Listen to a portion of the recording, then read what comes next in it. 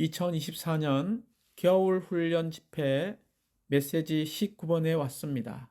제목은 믿는 이들 속에 자신의 형상을 이루시는 분이십니다. 이 제목에서 우리는 두 단어, 속에와 형상이라는 단어를 우리가 붙잡아야 합니다. 메시지 19번을 이해하기 위해서 우리는 갈라디아서를 꼭 읽을 필요가 있습니다. 갈라디아서에서 가장 중요한 네 구절을 우리는 먹고 마시고 누리고 심지어 이 말씀들을 우리는 외우고 암송할 필요가 있습니다. 갈라디아서에서 가장 중요한 첫 번째 구절은 갈라디아서 1장 16절이라고 말할 수 있습니다. 내가 그분의 아들을 이방인들에게 복음으로 전파하도록 하시려고 그분의 아들을 내 안에 계시하기를 기뻐하실 때에 나는 즉시 어떤 사람과도 언론하지 않았고, 우리는 이 구절에서 하나님께서 기뻐하시는 것, 그것은 다른 것이 아니라 그분의 아들 그리스도를 우리 안에 계시하기를 원하십니다. 두 번째 구절은 갈라디아서 2장 20절입니다. 나는 그리스도와 함께 십자가에 못 박혔습니다. 그러므로 이제는 더 이상 내가 사는 것이 아니라 그리스도께서 내 안에 사십니다. 이제 내가 육체 안에서 사는 생명은 나를 사랑하시어 나를 위하여 자신을 버리신 하나님의 아들의 믿음 안에서 사는 생명입니다. 우리는 2장 20절에서 그리스도께서 내 안에 사신다는 구절입니다. 이제는 더 이상 내가 사는 것이 아니라 그리스도께서 내 안에 사십니다. 세 번째 갈라디아서에서 중요한 구절은 갈라디아서 4장 19절입니다. 그리고 갈라디아서 4장 19절이 이 메시지 19번의 제목이죠. 나의 자녀인 여러분 속에 그리스도의 형상이 이루어지기까지 나는 다시 여러분을 위하여 해산하는 진통을 겪습니다. 여기에 여러분 속에, 바로 우리 속에 그리스도의 형상이 이루어지기까지죠. 사도 바울은 이것을 위하여 해산하는 진통을 겪었습니다. 그리고 마지막 네 번째 중요한 구절은 갈라디아서 5장 16절 혹은 포함해서 25절이라고 말할 수 있겠죠. 16절은 내가 말합니다.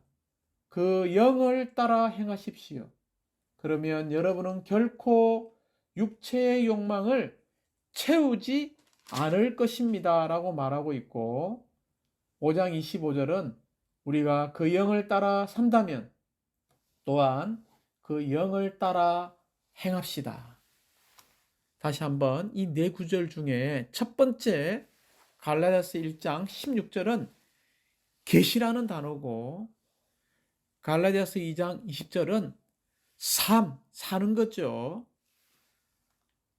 갈라디아서 4장 19절은 형상이라는 단어이며, 마지막 이것을 이룰 수 있는 유일한 길은 갈라디아서 5장 16절에 나오는 바로 우리가 그 영을 따라 행할 때 가능하다는 것입니다. 사랑하는 자매님들, 다시 한번 하나님은 그분의 아들을 우리 안에 계시하기를 기뻐하십니다. 이것이 하나님의 갈망이죠. 그러므로 하나님의 갈망이 우리의 갈망이 되어야 하고 하나님의 기뻐하심이 우리의 기뻐하심이 되어야 합니다. 하나님의 아들이신 그리스도를 우리 안에 더 계시하여 주십시오. 그럴 뿐만이 아니라 이 하나님의 아들이신 그리스도께서 우리 안에 사셔야 합니다. 그리고 갈라디아서 4장 19절에 나오는 것처럼 우리 안에서 그리스도의 형상이 매일매일 이루어져야 합니다. 어떻게? 내 안에 그리스도께서 계시하시고 내 안에 그리스도께서 사시며 그리스도께서 내 안에서 매일매일 형상을 이룰 수 있습니까? 그 비결은 바로 그 영을 따라 행하는 데 있습니다. 메시지 19번은 로마 숫자가 6번까지 있죠. 그래서 먼저 로마자 1번은 우리에게 신약의 계시가 무엇인가를 보여주고 있습니다. 신약은 그리스도께서 우리의 내적 존재와 깊이 연관되시며 우리와 주관적인 관계를 맺기를 갈망하신다는 것을 계시한다라고 말하고 있습니다. 조금 전 우리가 갈라디아서 1장 16절을 보면 그분의 아들을 내 안에라는 단어를 쓰고 있습니다. 내 안에 계시하기를 기뻐하신다고 이야기했죠. 갈라디아서 2장 20절에서는요. 그리스도께서 내 안에 사십니다라고 말하고 있습니다. 갈라디아서 4장 19절에서는요. 여러분 속에 그리스도의 형상이 이루어지기까지 이 세 성경 구절은 다 안에, 속에라는 단어는 모든 것이 다 그리스도께서 우리의 내적인 존재와 깊이 연관된다는 것을 말하고 있고 이것은 우리가 그리스도와의 주관적인 관계를 맺기를 갈망한다는 것을 계시해 주고 있습니다. 이것이 신약의 계시입니다. 그러므로 로마자 1번에서는 신약의 계시를 보여주고 있는데 그것은 그리스도께서 우리의 내적 존재와 깊이 연관되기를 원하시고 우리와 주관적인 관계를 맺기를 갈망하신다는 것이죠. 이것을 위하여 로마자 2번에서 이 그리스도는 죽은 사람들 가운데서 부활하시어서 우리의 영과 연합되었습니다. 이 그리스도는 죽은 사람들 가운데서 부활하심으로 생명을 주시는 영이 되셔서 우리 안에 우리의 영과 연합되었음을 감사합니다. 엄밀히 말하면 로마자 1번과 2번은 우리에게 놀라운 계시를 열어주고 있죠. 이제 이 놀라운 생명을 주시는 영이신 이 그리스도께서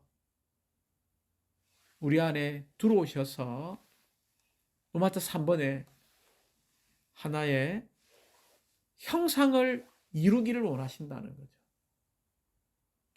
이 그리스도는 믿는 이들인 우리 속에, 우리 안에서 그분 자신의 형상을 이루심으로써 그분을 체험하고 그분을 누리고 그분을 더 표현하기를 원하십니다. 그러면 로마자 4번에서는 우리 믿는 이들 속에 자신의 형상을 이룬다고 할 때 이 형상이라는 단어의 의미가 무엇이냐는 거죠. 그 의미는 바로 우리의 내적 존재의 외적으로 표현된 것을 말하고 있습니다. 그러므로 3번과 4번은 이런 형상에 관한 설명을 우리에게 열어주고 있습니다. 이 메시지의 부담은 로마자 5번과 6번에 있죠. 그러면 로마자 5번에서는 이 형상이 이루어지는 체험이 필요하다는 거죠. 곧 그리스도께서 형상을 이루신다는 것은 우리 안에서 점점 자라서 완전히 자라는 데까지 형상이 이루어지기를 원하신다는 것입니다. 어떻게 이것을 체험할 수 있을까요? 조금 있다가 상세한 개요 안에서도 보기 원합니다. 그리스도께서 우리 안에서 완전히 자라는 이런 형상이 이루어질 때 그 결과가 로마자 6번이죠. 바로 성년이 된 아들들이 되는 것이고 하나님께서 약속하신 복을 상속받는 상속자들이 되는 것이며 심지어 신성한 아들의 자격 안에서의 성숙을 말하고 있습니다. 그러므로 로마자 6번은 바로 우리가 신성한 아들의 자격에 이르는 것을 말하고 있죠. 이러한 전체적인 부담을 본 다음에 로마자 1번에 좀 더 상세히 들어가 보기 원합니다. 로마자 1번은 신약의 계시를 우리에게 말해주고 있죠. 특별히 아주 내적인 존재와 깊이 연관되고 우리와의 주관적인 관계를 맺기를 원한다고 이야기하고 있죠. 그러므로 A번에 보면 갈라디아서 1장 15, 16절인데 16절이죠. 하나님은 그분의 아들 그리스도를 내 안에 계시하시기를 기뻐하신다는 것입니다. 여기에 아주 중요한 중점은 첫 번째 하나님의 기뻐하심을 만질 필요가 있습니다. 하나님의 기뻐하심이 무엇입니까? 그것은 바로 하나님께서 그분의 아들 그리스도를 우리 안에 계시하기를 원하시는 것입니다. 두 번째, 여기서의 계시라는 것은 무엇을 뜻하죠? 이 계시한다는 것은 비밀로 간직되어 있는 무언가를 알려주는 것이 계시입니다. 더 정확하게 비밀로 간직된 무언가를 분명히 보여주는 것이 계시죠. 그러므로 매일매일 우리를 가리고 있는 너울들을 제할 필요가 있습니다. 세 번째는 여기에서 계시하다는 말은 우리 안이죠. 즉 우리의 영과 관련된다는 것을 잊지 마십시오. 우리의 영 안에서 보는 문제이기 때문에 이것은 외적인 이상에 의한 것이 아니라 우리의 내적인 이상, 곧 내적인 봄에 의해서 우리는 하나님의 마음의 갈망, 기뻐하심을 만질 수 있습니다. 결국 우리는 이 그리스도를 알고 생명으로 받아들이면 드릴수록 우리는 하나님의 아들들이 될 것입니다. 우리가 사도행전 9장 이야기를 잘 알죠. 특별히 9장 3절부터 5절에 보면 이 바울이 되기 전에 이 사울은 다마스쿠스로 올라가서 여전히 예수님을 믿는 사람들을 핍박하고 심지어 그들을 잡아서 공회에 넘기기 위해서 살기 등등해서 올라갈 때 한 줄기의 빛이 비춰져서 주 예수님을 만나는 사건 아닙니까? 그러니까 첫 번째 한 줄기의 빛이 비춰져서 주님께 물었던 내용이 주님 누구십니까? 그때 하늘에서의 주님의 음성은 어떤 음성이었나요? 나는 내가 박해하는 예수다라고 이야기했습니다. 정말 이 한 줄기의 이 큰 빛이 사울에게 비칠 때 이것이 바로 하나님의 아들께서 바울 안에 계시하신 첫 번째 주관적이고도 내재적인 체험이었습니다. 이 체험을 통하여 바울의 삶의 방향 전체를 완전히 바꿔놓은 것을 우리가 알고 있지 않습니까? 일생 그는 이 계시, 그리스도와 교회에 관한 이 하나님의 경륜에 관한 계시를 위해서 일생 헌신하고 사역하고 일하고 자신을 헌신한 것을 볼 수 있습니다. 로마자 1번에 B번에 보면 갈라디아서 2장 20절이죠. 더 이상 내가 사는 것이 아니라 그리스도께서 내 안에 사신 것이라고 말하고 있습니다. 그리스도께서 십자가에 못 박히셨을 때 우리도 그분 안에 포함되어 있었죠. 로마서 6장 6절은 그 내가가 누굽니까? 바로 옛사람이죠. 이 옛사람이 그리스도와 함께 십자가에 못 박혔다라고 이야기하고 있습니다. 그 목적은 우리가 율법에 대해서는 죽고 하나님을 향하여서는 살게 하기 위한 것입니다. 율법에 대해서 죽는다는 의미는 무엇인가요? 그것은 그리스도의 죽음과 관계되어지죠. 바로 그리스도의 죽음 안에서 우리가 얽매여 있던 율법에서 벗어나게 했습니다. 그러면 하나님을 향하여 산다는 것은 어떤 의미인가요? 이것은 바로 그리스도의 부활 안에서 우리가 부활 생명 안에서 하나님께 책임을 지는 것을 말하고 있습니다. 갈라디아서 2장 20절에 있는 더 이상 내가 사는 것이 아니라 그리스도께서 내 안에 사시는 이것이 하나님의 경륜 안에서의 가장 중요한 기본적인 진리라는 것입니다. 그러므로 매일매일 우리는 선포하기 원합니다. 더 이상 내가 사는 것이 아니라 그리스도께서 내 안에 살고 계십니다. 이제 로마자 2번은 더 이상 내가 살지 않고 그리스도께서 내 안에 사시기 위하여 이 그리스도는 죽은 사람들 가운데서 부활하신 분이 되셨죠. 곧 죽은 사람들이라는 말은 십자가에 못 박히심을 이야기하고 있죠. 십자가에 못 박히심으로 율법의 저주에서 우리를 구속하셨습니다. 그리고요, 세상의 악한 종교 체계에서 우리를 건져내셨음을 찬양합니다. 이런 십자가에 못 박히심의 두 가지 결과를 우리는 갈라디아서 3장 1절에서 볼 수 있습니다.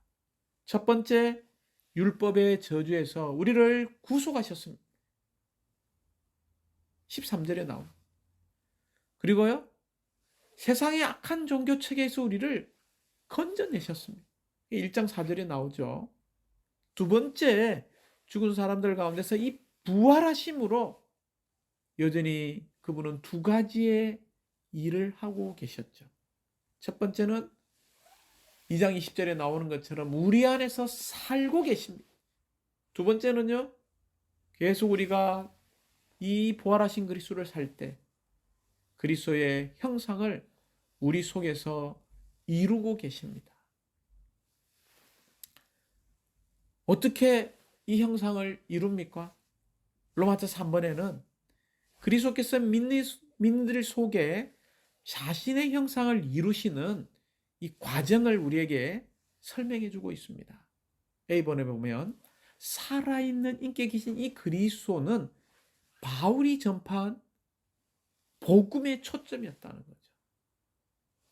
바울이 전한 이 복음은 어떤 복음입니까? 이 복음의 초점은 무엇인가요?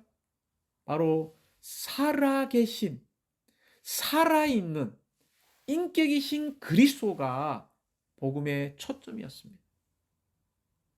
그러므로 B번에 살아계신 하나님의 아들이신 이 그리스도를 믿는다면 믿는 이들 안에 놀라운 하나의 출생, 거듭남이 있죠.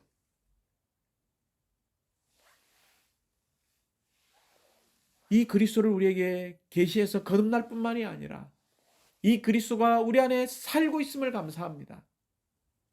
그러므로 C번에 그리스도는 지금 우리 안에 살고 계실 뿐만이 아니라 지금 무엇을 하고 계시나요? 갈라디아서 4장 19절에 있는 것처럼 그리스도의 형상을 조금씩 이루고 계십니다. 결국 D번에 어느 정도까지요? 바로 완전한 아들의 자격에 이를 때까지 그리스도의 형상을 이루고 있음을 찬양합니다. 이것을 위해서 사도 바울은 해산하는 진통을 겪었다는 거죠. 여기에 해산하는 진통을 겪은 사도 바울의 본이 저는 많이 만져졌습니다. 우리가 살아있는 인격이신 이 그리스도를 복음으로 전할 뿐만이 아니라 그들이 거듭나서 이 그리스도를 살고 그리스도의 형상이 이루어지도록 그 결과 그들이 하나님의 완전한 아들의 자격에 이를 수 있도록 우리가 동일하게 이런 해산하는 진통을 겪는 이런 목양의 길을 가야 한다는 것입니다. 여기에서 놀라운 형상을 이루는 이런 과정을 볼 때 이 형상이라는 단어의 의미의 내재적인 의미는 바로 우리의 내적 존재의 외적으로 표현되는 것이라고 이야기했죠. 이제 우리가 이러한 놀라운 이 그리스도께서 우리 안에서 형상을 이루는 이러한 체험을 할 필요가 있습니다. 우리가 체험한다면 이 그리스도께서 우리 안에서 완전히 자라게 될 것입니다. 여기에 A번부터 H번까지를 보시기 바랍니다. 요약하면 A번에 먼저는 회개하는 겁니다. 그리고 두 번째는 믿어서 우리가 거듭나게 될 때 점점 우리는 계속해서 성숙할 때 그리스도의 형상이 이루어질 겁니다. 그리스도의 형상이 이루어지는 것은 우리가 성숙할 때 이루어집니다.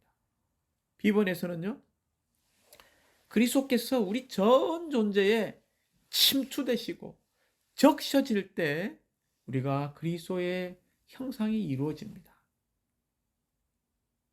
이 말은 그리스도께서 우리의 내적 존재를 점유하는 거죠. 적시는 거죠. 즉 우리의 생각과 감정과 의지를 점유하시고 적시는 것입니다. 우리의 생각이 그리스도의 생각이 되어지고 우리의 감정이 그리스도의 감정이 되어져서 주님이 사랑하는 것을 선택하고 주님이 싫어하는 것을 우리가 싫어하게 되는 거죠. 또 이 의지는요, 그리스도의 의지가 되어서 원수에 대해서는 강하지만 하나님을 향해서는 복종하는 의지가 되는 거죠. 이렇게 그리스도께서 우리의 전 존재를 점유하고 적시심으로써 소유하는 것입니다. 10번에 우리의 내적 존재의 모든 부분에 우리의 마음에 그분의 거처를 정하실 때에 그리스도의 형상이 이루어지는 것을 체험할 수 있습니다.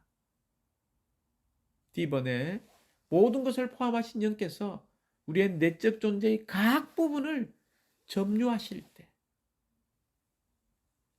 점유하신다는 것은 뭡니까? 그리스도 이의 모든 것이 감소되고 그리스도께서 우리 안에서 모든 것이 되시는 것입니다.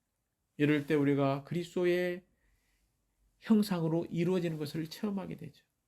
2번에서는요, 그리스도께서 우리의 전 존재와 연합되실 때에 우리 존재의 각 부분에 있어서 완전히 섞이고 연합되실 때에 그리스도의 형상이 이루어집니다. F번에서는요, 우리가 그리스도로 조성될 때, 우리의 혼의 각 부분이 그리스도로 조성되어질 때 우리는 그리스도의 형상으로 이루어지게 될 것입니다. G번에서는요, 결국 우리는 그분과 똑같이 변화되어져서 형상을 이룰 때에 결국 그리스도와 같은 형상이 될 것입니다. 마지막 H번에는요, 우리의 혼의 생각과 감정과 의지가 새로워질 때에 그리스도의 형상을 이루게 될 것이고 그리스도께서 우리 안에서 완전히 자라시게 될 것입니다.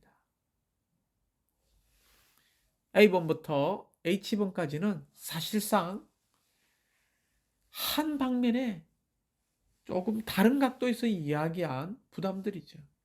우리가 성숙할 때, 우리의 전조에 침투하시고 적시실 때, 우리의 내적 존재의 모든 부분에 그분의 거처를 정하실 때, 우리의 내적 존재의 각 부분을 점유하실 때, 우리 전 존재와 연합되실 때, 그리스도로 조성되어져서 그분과 같은 형상을 이룰 때에, 그리고 우리의 생각, 감정, 의지가 새로워질 때에 그리스도께서는 우리 안에서 형상을 이루실 것입니다.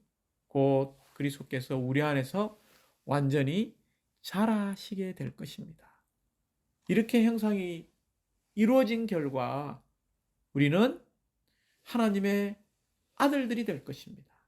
우리가 하나님의 아들들이라는 표현은 이 성년이 된 아들을 가리킨다고 이야기했죠. 성경에서 하나님의 아들들이 된다는 것은 영 안에서 거듭나고 혼이 변화되고 우리의 몸이 영광스럽게 되는 것을 포함하고 있습니다. 그러므로 그리스도의 모든 것을 포함하신 영을 우리가 상속받는 것, 이게 아브라함의 복이지 않았습니까?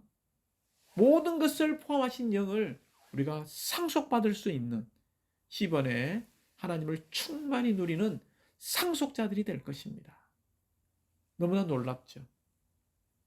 그러므로 우리에게는 이런 간절한 간구의 기도가 필요합니다. 우리는 주님께서 우리를 그리스도, 곧 우리 안으로 태어나셨고 이제 우리 안에 살고 계시며 우리가 성숙될 때 우리 속에 자신의 형상을 이루실 분에 대한 처음과 누림 안으로 이끌어 주시기를 기도해야 한다. 사랑하는 자분들, 갈라디아서에 있는 이러한 성경 구절이 우리의 기도가 되기 원합니다. 우리 속에서 자신의 형상을 이룰 수 있도록 갈라디아서 1장 16절에 있는 것처럼 주님, 당신의 아들 그리스도를 내 안에 매일매일 계시하여 주시고 이 그리스도께서 내 안에서 매일매일 사시기 원하십니다. 그 결과 그리스도께서 내 안에서 형상을 더 이루어 가십시오. 이것을 위하여 매일매일 주여 그 영을 훈련하고 그 영을 따라 행함으로 당신의 기쁨과 갈망을 이루는 사람이 되기 원합니다. 주님을 찬양합니다.